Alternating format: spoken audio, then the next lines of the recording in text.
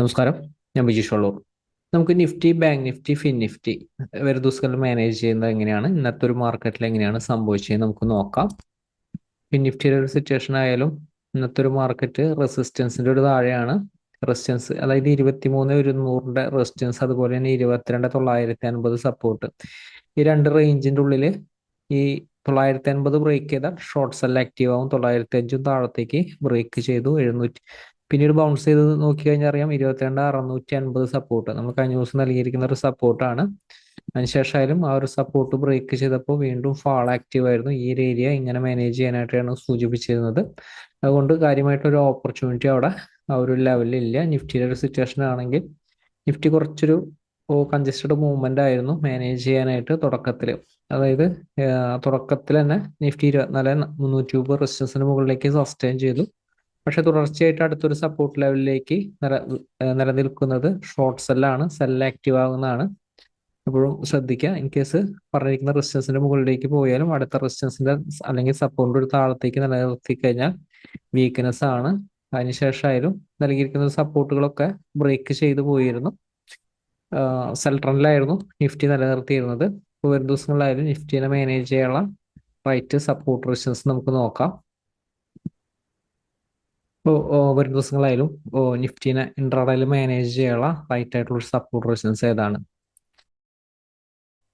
ലെവലിൽ in case ക്ലോസിങ്ങിന്റെ ഒരു റേഞ്ചിലാണെങ്കിൽ ഈ ഒരു റേഞ്ചിന്റെ ഉള്ളിൽ 24,970, 24,020 ഈ രണ്ട് റേഞ്ചിന്റെ ഉള്ളിലാണെങ്കിൽ ബൈർ ഓപ്പർച്യൂണിറ്റി 24,020 ബ്രേക്ക് ചെയ്താൽ ബൈർ ഓപ്പർച്യൂണിറ്റി യൂട്ടിലൈസ് ചെയ്യാം. 970 ആയിരിക്കണം സ്റ്റോപ്പ് ലോസ്. ഓപ്പണിംഗ് ക്യാനിൽ തന്നെ 24,970 ബ്രേക്ക് ചെയ്ത് വരുന്ന ഒരു ഓപ്പണിംഗ് ആണെങ്കിൽ ഷോർട്ട്സ് ആൻഡ് ഓപ്പർച്യൂണിറ്റി യൂട്ടിലൈസ് ചെയ്യാം. 24,020 സ്റ്റോപ്പ് ലോസ് പ്ലേസ് ചെയ്തുകൊണ്ട് ഇവിടെ സപ്പോർട്ട് വരുന്നുണ്ട്. 23,888 സപ്പോർട്ടാണ്. ഈ ഒരു സപ്പോർട്ട് നിലനിൽക്കുന്നുണ്ടോ എന്ന് നോക്കുക. കുറച്ചൊരു ഇമ്പോർട്ടൻറ്റ് സപ്പോർട്ട് ഈ ഒരു ലെവലല്ല. കുറച്ചൊരു ഇമ്പോർട്ടൻറ്റ് സപ്പോർട്ട് 800-ന്റെ അടുത്ത് 23,800 ഇന്നലെ നമ്മൾ നൽകിയിരിക്കുന്നതാണ്. 23,805 ഈ ഒരു ലെവലിൻ്റെ അടുത്ത് നല്ല സപ്പോർട്ടാണ്. ആ ഒരു സപ്പോർട്ടിന്റെ അടുത്ത് നിന്നുള്ളൊരു ബൈക്കാണ് കൂടുതൽ ഇമ്പോർട്ടൻ്റ് നൽകേണ്ടത്. ഇൻ കേസ് ഇതിന്റെ താഴത്തേക്ക് വന്നാലും തിരിച്ച് ഇതിന്റെ മുകളിലേക്ക് കയറുമ്പോൾ ബൈര ഓപ്പർച്യൂണിറ്റി. അതിനുശേഷം 23,725 725 സപ്പോർട്ടാണ്. 725ന്റെ താഴെ കുറച്ച് സ്ട്രോങ് സപ്പോർട്ടുകൾ 670, അതുപോലെ തന്നെ 630, 23,630, 23,630 ഇൻ കേസ് വരും ദിവസങ്ങളിൽ ഏതെങ്കിലും ഒരു ദിവസങ്ങളിലായാലും ഈ ഒരു ലെവൽ ടെസ്റ്റ് ചെയ്താൽ ഈ ഒരു സപ്പോർട്ട് റെസിസ്റ്റൻസ് ആയിരിക്കും വർക്ക് ചെയ്യുന്നത്. 675. അതുപോലെ തന്നെ ഹയർ ലെവൽ നമുക്ക് നോക്കാം. ഇൻ കേസ് ഓപ്പൺ ചെയ്യുന്നത് ഗ്യാപ്പ് അപ്പ് ഓപ്പണിംഗ് ആണ്. ഈ ഒരു റേഞ്ചിന്റെ ഉള്ളിലാണെങ്കിൽ buyer opportunity, shorts and opportunity utilise ചെയ്യാൻ വെയിറ്റ് ചെയ്യുക. 24,195 ബ്രേക്ക് ചെയ്താൽ ഷോർട്ട്സ് ആൻഡ് ഓപ്പർച്യൂണിറ്റി യൂട്ടിലൈസ് ചെയ്യാം. 24,285 മുകളിലേക്ക് ഒരു ക്യാൻഡിൽ ബ്രേക്ക് ചെയ്താൽ ബൈർ ഓപ്പർച്യൂണിറ്റി യൂട്ടിലൈസ് ചെയ്യാം. ശ്രദ്ധിക്കുക, ഈ ഒരു ലെവലിൽ കുറച്ചൊരു കൺജസ്റ്റഡ് ആയിട്ടുള്ള ഒരു ഏരിയ ആണിത്. ഇൻ കേസ് ഈ ഒരു ലെവലിൽ നിന്ന് സപ്പോർട്ടിൽ നിന്ന് ബൈർ ഓപ്പർച്യൂണിറ്റി യൂട്ടിലൈസ് ചെയ്യുന്ന ക്യുക്കായിട്ട് ഈ ഒരു ലെവലിൻ്റെ അടുത്ത് നിന്ന് പ്രോഫിറ്റ് ബുക്കിംഗ് നടത്തുക. വീണ്ടും ഇതിന്റെ മുകളിലേക്ക് സസ്റ്റെയിൻ ചെയ്താലാണ് ബൈർ ഓപ്പർച്യൂണിറ്റി യൂട്ടിലൈസ് ചെയ്യേണ്ടത്. അതിനുശേഷമായാലും റെസിസ്റ്റൻസ് 24,420 സപ്പോർട്ടാണ്. 24,420 സപ്പോർട്ടാണ്. 420, 440 എന്ന് പറയുന്ന റേഞ്ച് ആയിട്ട് ആക്ട് ചെയ്യുക. Shorts and opportunity 420.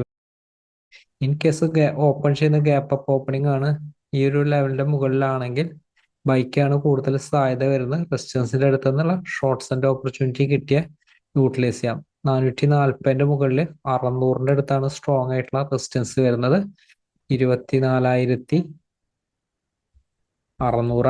600ന്റെ മുകളിൽ ബൈർ ഓപ്പർച്യൂണിറ്റി. പക്ഷെ സ്റ്റോപ്പ് ലോസ് സ്ട്രിക്റ്റ് ആയിട്ട് 575, 24,575 ആയിരിക്കണം സ്റ്റോപ്പ് ലോസ് വരേണ്ടത്. അപ്പോൾ ഇൻ കേസ് ഓപ്പൺ ചെയ്യുന്നത് വലിയൊരു ഗ്യാപ്പ് അപ്പ് ഓപ്പണിംഗ് ആണ് ഈ ഒരു ലെവലൊക്കെ ആണെങ്കിൽ ബൈർ ഓപ്പർച്യൂണിറ്റിക്കാണ് സാധ്യത. ഈ ഒരു ലെവലിൽ നിന്ന് ഷോർട്ട്സ് ആൻഡ് ഓപ്പർച്യൂണിറ്റി യൂട്ടിലൈസ് ചെയ്യാം. 600 range shorts and opportunity utilise ചെയ്യാൻ പറ്റിയ നല്ലൊരു ഏരിയ ആയിരിക്കും. ഇൻ കേസ് ബൗൺസ് ചെയ്താൽ, കാരണം മാർക്കറ്റിലായാലും ആ ഒരു വോളറ്റാലിറ്റി കാണുന്നുണ്ട്, അപ്പം അതുകൊണ്ട് തന്നെ ബൗൺസ് മാർക്കറ്റിൽ നടന്നേക്കാം. അപ്പോൾ നിഫ്റ്റി ആയാലും ഇത്തരം സപ്പോർട്ട് അനുസരിച്ച് മാനേജ് ചെയ്യുക, എക്സാക്റ്റ് ആയിട്ടുള്ള ഒരു ട്രെൻഡിൽ നിലനിൽക്കാനായിട്ട് സാധിക്കും.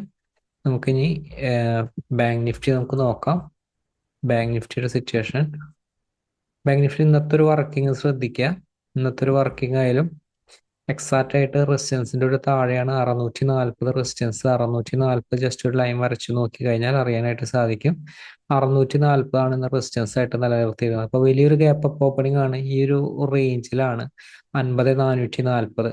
ഈ ഒരു റേഞ്ചിലാണെങ്കിൽ നമുക്ക് 440 ബ്രേക്ക് ചെയ്താൽ സെല്ല ആക്റ്റീവ് ആവും, ഷോർട്ട്സ് ആൻഡ് ഓപ്പർച്യൂണിറ്റി യൂട്ടിലൈസ് ചെയ്യാം.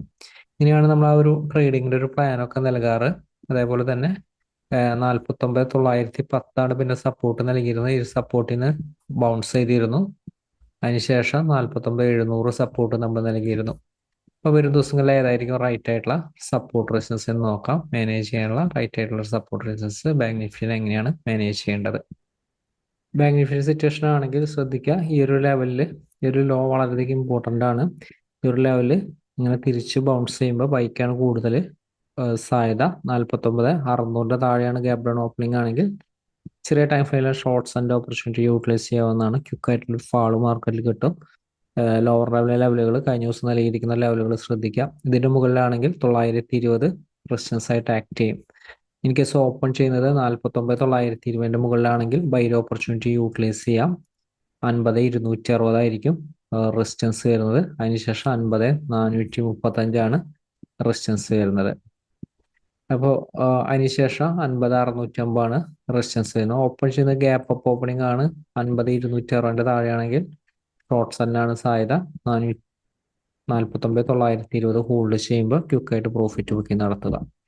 ബാങ്ക് നിഫ്റ്റി ഇത്ര ലെവലുകൾ ഫോളോ ചെയ്ത് എക്സാക്റ്റ് ആയിട്ടുള്ള ട്രെൻഡ് നിലനിൽക്കാൻ സാധിക്കും. ഫിൻ നിഫ്റ്റി നമുക്ക് നോക്കാം.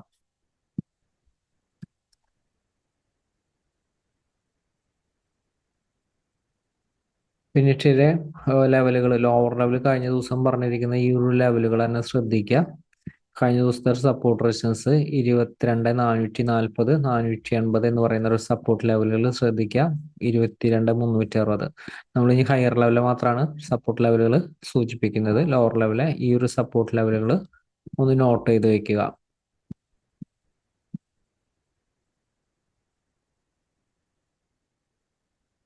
ഫിൻ നിഫ്റ്റിയുടെ സിറ്റുവേഷൻ ആണെങ്കിൽ ഹയർ ലെവല് 22,050, 22,905, 22,765, 22,685. ഓപ്പൺ ചെയ്യുന്ന ഗ്യാപ്പ് അപ്പ് ഓപ്പണിംഗ് ആണ്. റെസിസ്റ്റൻസിന്റെ താഴെയാണെങ്കിൽ ഷോർട്ട്സ് ആൻഡ് ഓപ്പർച്യൂണിറ്റി യൂട്ടിലൈസ് ചെയ്യാം. ലോവർ ലെവലിൽ നൽകിയിരിക്കുന്ന ഒരു സപ്പോർട്ടുകൾ ശ്രദ്ധിക്കാം. 685 മുകളിലാണെങ്കിൽ ബൈ ഓപ്പർച്യൂണിറ്റി യൂട്ടിലൈസ് ചെയ്യുക. 265 റെസിസ്റ്റൻസും കൂടി ബ്രേക്ക് ചെയ്താലാണ് സ്ട്രെങ്ത് കിട്ടുന്നത്. ഇൻ കേസ് ഓപ്പൺ ചെയ്യുന്നത് ഹയർ ലെവലാണ്, വലിയ ഗ്യാപ്പ് അപ്പ് ഓപ്പണിംഗ് ആണ്. 905 മുകളിലാണെങ്കിൽ പ്രോഫിറ്റ് ബുക്കിംഗ് സാധ്യത. 765 ബ്രേക്ക് ചെയ്താൽ വീക്ക്നെസ് ആയിരിക്കും, പ്രോഫിറ്റ് ബുക്കിംഗ് വരും. അപ്പോൾ Nifty, bank Nifty, fin Nifty ഇത്ര ലെവലുകൾ ഫോളോ ചെയ്ത് എക്സാക്റ്റ് ട്രെൻഡ് നിലനിൽക്കുക. മാർക്കറ്റ് വലിയ അവസരമായിട്ട് നമുക്ക് വരുന്ന ദിവസം അപ്ഡേറ്റിൽ വീണ്ടും കാണാം. Thank you.